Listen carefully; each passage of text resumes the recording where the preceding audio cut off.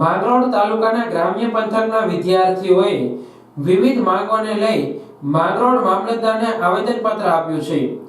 માંગરોળ તાલુકાના ગ્રામ્યમાંથી આવતા વિદ્યાર્થીઓ દ્વારા હાલ સ્પર્ધાત્મક પરીક્ષામાંથી સીબીઆરટી પદ્ધતિ નાબૂદ કરવી તેમજ ભરતીમાં નોર્મલાઇઝેશન કર્યા બાદ ઉમેદવારના માર્ક્સ પ્રસિદ્ધ કરવામાં આવે તેવી અલગ અલગ માંગણીઓ સાથે આવેદનપત્ર આપવામાં આવ્યું હતું। અમારી રજૂઆત એ છે કે ગુજરાત સરકાર દ્વારા જે સીબીઆરટી પદ્ધતિથી જે ભરતીઓ થઈ રહી છે તેને નાબૂદ કરવામાં આવે, કેમ કે જે સીબીઆરટી પદ્ધતિથી જે પરીક્ષાઓ લેવાય છે એમાં આવા છબરડાઓ થાય છે। એટલે અમે ફોરેસ્ટના ઉમેદવારો બધા મિત્રો આજે મળી અને આ મામલતદાર સાહેબ શ્રીને આવેદન આપવા આવ્યા છીએ। તો અમારી એવી માંગણી છે કે ઉપલી કક્ષાએ અમારું આવેદન સ્વીકારવામાં આવે।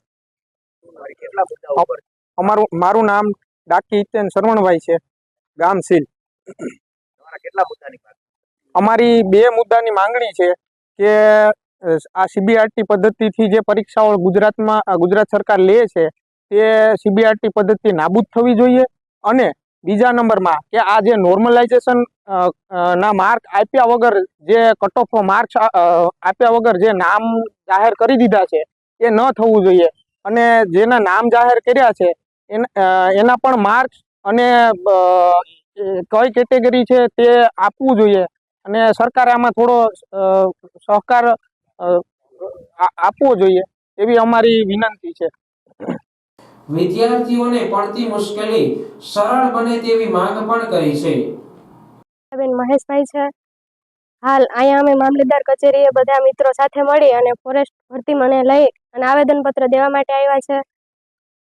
આવેદન એટલા માટે દેવાનું છે કે જ્યાં સીબીઆરટી પદ્ધતિથી પરીક્ષા લેવાઈ રહી છે, ઓનલાઈન પેપર લેવાય છે, એના લીધે ઘણા બધા મિત્રો જે તૈયારી કરે છે એને પોતાના માર્ક છે એ પૂરતા મળતા નથી, કેમ કે કોઈને પેપર સહેલું હોય, કોઈને અઘરું હોય। જ્યારે નોર્મલાઇઝેશન થાય ત્યારે ઘણા બધા મિત્રોના કેટલા બધા માર્ક વધી ગયા છે અને ઘણા બધા મિત્રો છે કે જેમના માર્ક ઘટી પણ ગયા છે।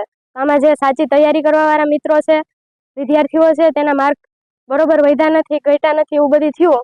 એના લીધે નોર્મલાઇઝેશનના લીધે એ લોકો મેરિટમાં નથી આવ્યા। અને એક ખાસ મુદ્દો એ છે કે જે નોર્મલાઇઝેશન થયું અને એ બધી માર્ક આવ્યા એમાં પણ જે મેરિટ પ્રસિદ્ધ કરવામાં આવ્યું એમાં કોઈના સીધા નામ આપી દેવામાં આવ્યા, એમાં કોઈના માર્ક આપવામાં નથી આવ્યા કે કેટલા માર્કથી યાલો એ મિત્રો છે એ લાગ્યા છે। તો મારી ખાસ સરકારને અનુરોધ છે કે જે ફેકના માર્ક હતા એ અને નોર્મલાઇઝેશન બાદના માર્ક તમામ 80+ જે વિદ્યાર્થી છે, ટૂંકમાં 1,70,000 જે વિદ્યાર્થી પાસ થયા એ બધાના માર્ક છે એનું મેરિટ પ્રસિદ્ધ કરવામાં આવે અને આ સીબીઆરટી પદ્ધતિ રદ કરવામાં આવે।